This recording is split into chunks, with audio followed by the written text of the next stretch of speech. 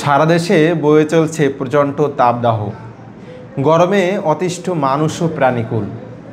এই সময় বাড়ছে নানা ধরনের অসুখ বিসুখ। তবে এই সময়ে সবচেয়ে মারাত্মক স্বাস্থ্য ঝুঁকির নাম হলো হিট স্ট্রোক।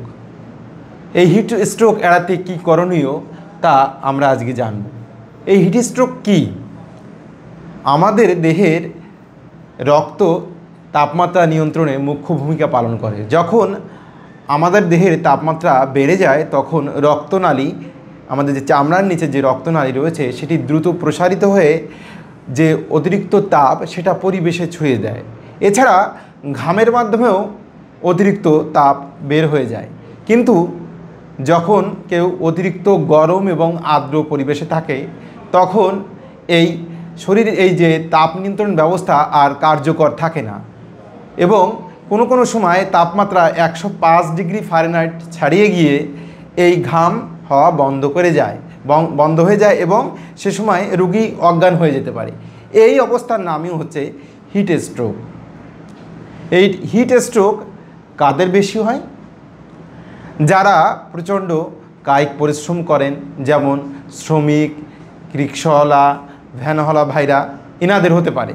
শিশু ও বয়স্ক মানুষরা যাদের রোগ প্রতিরোধ সাধারণত স্বাভাবিকভাবে কম থাকে তাদের এই হিট স্ট্রোক হওয়ার সম্ভাবনা বেশি থাকে।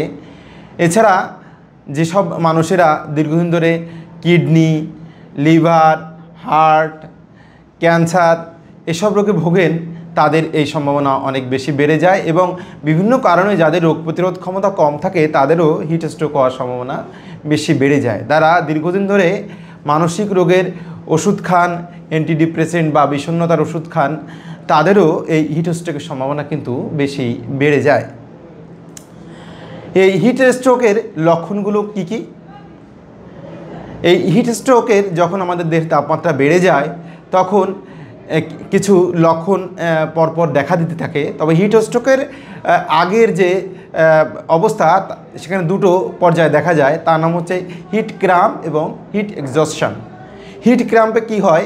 আমাদের দেহের যে মাংসপেশিতে ব্যথা হয় এবং শরীর প্রচণ্ড দুর্বল লাগে এবং অনেক পিপাসা লাগে। এরপরে আসে হিট এক্সজস্টন। হিট এক্সজস্টনে কি হয়? রোগী দ্রুত ঘামতে থাকে, তার শ্বাস প্রশ্বাস দ্রুত বেড়ে যায়, মাথা ব্যথা করে, ঝিমঝিম করে এবং রোগী কিছুটা অসংলগ্ন আচরণ করে। এই সময় যদি দ্রুত ব্যবস্থা না হয় তাহলে হিট স্ট্রোকে আক্রান্ত হয়। এবার জানবো আমরা হিট স্ট্রোকের লক্ষণগুলো কী কী। তাপমাত্রা 105 ডিগ্রি ফারেনহাইট ছাড়িয়ে যায়, রোগীর ঘাম বন্ধ হয়ে যায়, রোগীর শ্বাস প্রশ্বাস দ্রুত হয়, নাড়ির স্পন্দন ক্ষীণ এবং দ্রুত হয়, রোগীর ব্লাড প্রেশার বা রক্তচাপ কমে যায়, রোগী শকে চলে যেতে পারে, এমনকি রোগী অজ্ঞানও হয়ে যেতে পারে। এই হিট স্ট্রোক প্রতিরোধে আমরা কি করব? এই গরমের সময় যথাসম্ভব ঢিলেঢালা এবং আরামদায়ক পোশাক পরুন। সুতির পোশাক হলে ভালো হয়। সাদা পোশাক আরও বেশি ভালো এবং উজ্জ্বল রঙের পোশাক যথাসম্ভব এড়িয়ে চলুন। যথাসম্ভব ঘরের ভিতর এবং ছায়াযুক্ত অবস্থানে অবস্থান করুন আপনারা, এবং বাইরে বের হতে গেলে ছাতা এবং ঢাকনাযুক্ত কোনো কাপড়ের তৈরি ক্যাপ বা টুপি পরিধান করুন। কায়িক পরিশ্রমের কাজগুলো যথাসম্ভব সকাল এবং রাতে করুন। যদি দিনের বেলায় করতেই হয়, যারা আমাদের শ্রমিক আছেন, যারা রিক্সাওয়ালা শ্রমিক ভাইরা আছেন, তারা মাঝে মাঝে কাজ করার মাঝে মাঝে বিরতি নিন এবং ছায়াযুক্ত স্থানে অবস্থান করুন এই কাজের ফাঁকে ফাঁকে, তাহলে কিন্তু ভালো থাকবেন। এই সময় প্রচুর পরিমাণে পানি পান করুন এবং আমরা জানি যে এই ঘামের সঙ্গে শুধুমাত্র পানি বের হয় না, এর সঙ্গে লবণও বের হয়। এই জন্য এই সময় লবণযুক্ত পানীয় যথা ওরসলাইন পান করুন।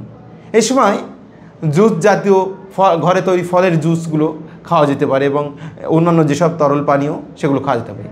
মনে রাখতে হবে যেন বিশুদ্ধ পানি হয় সেটা।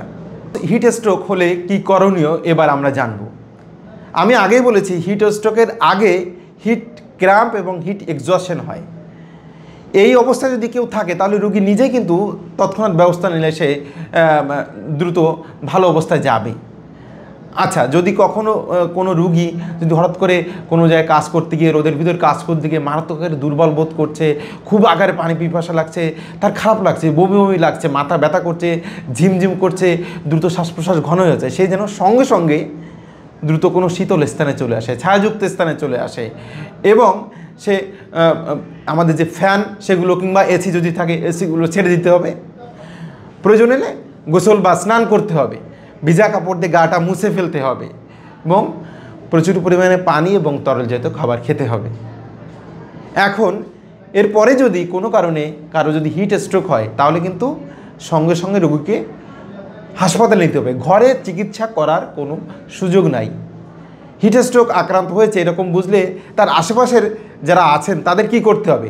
রোগীকে দ্রুত ছায়াযুক্ত স্থানে নিয়ে আসতে হবে, তার অতিরিক্ত কাপড় চোপড় সব খুলে দিতে হবে, গাটা ভালোভাবে ভিজা কাপড় দিয়ে মুছে দিতে হবে, ফ্যান ছেড়ে দিতে হবে, বাতাস করতে হবে, এবং যদি আশেপাশে কোনো বরফের কুচি থাকে তাহলে কাঁধে, বগলে এবং কুচকিতে বরফের কুচি দিতে হবে, এবং এভাবেই তার তাপমাত্রা কমাতে হবে।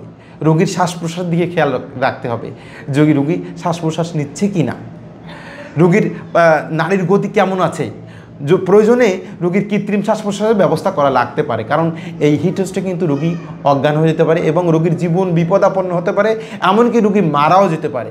রোগীকে দ্রুত আমরা যদি হাসপাতালে নিই এবং চিকিৎসার ব্যবস্থা নিই, এবং হাসপাতালে নেওয়া এবং তার পূর্ববর্তী যে ব্যবস্থাগুলো বললাম এটা নিলেই কিন্তু বেশিরভাগ রোগী সুস্থ হয়ে ভালোভাবে সুস্থ হয়ে ফেরত আসতে পারে। এই ব্যবস্থাগুলো আমরা নিই। এই সময় কিন্তু আমাদের বাচ্চারাও কিন্তু অসুস্থ হতে পারে, বাচ্চারা যেন বাইরে অধিক সময় ধরে দৌড়ঝাঁপ না করে সেদিকেও খেয়াল রাখতে হবে, তাহলে আমাদের বাচ্চারাও কিন্তু সুস্থ থাকবে। এই গরমে আপনারা সবাই সুস্থ থাকবেন, এই হিট স্ট্রোকের ঝুঁকি এড়াবেন, সেটি কামনা করি, এবং আপনারা সবাই সুস্থ থাকবেন। এই গরমে সবাই সুস্থ থাকুন, প্রচুর পরিমাণে পানি, তরল পানীয় পান করুন, ওরসলাইন পান করুন, বেশি রোদযুক্ত স্থানে যাবেন না, এবং রোদযুক্ত স্থানে গেলেও যথাসম্ভব টুপি এবং কাপড়, ঢাকনাযুক্ত কোনো কাপড় ব্যবহার করুন। আপনাদের শিশুদেরকে বলবেন যেন তারা বেশি রোদযুক্ত স্থানে না যায়। সবাই ভালো থাকুন, সুস্থ থাকুন এই গরমে, এটাই আমার শুভকামনা। সবার মঙ্গল হোক।